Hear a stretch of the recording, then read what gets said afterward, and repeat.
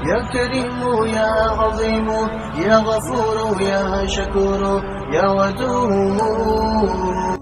बच्चों की पढ़ाई से परेशान वालिदैन के लिए खुशखबरी।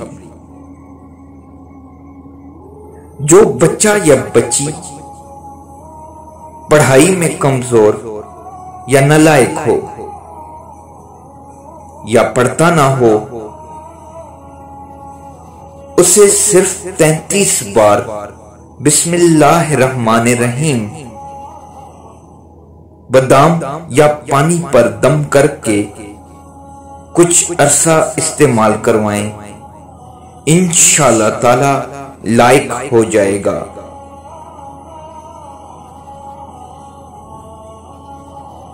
ये बिस्मिल्लाहिर्रहमानिर्रहीम इसमें आज़म है।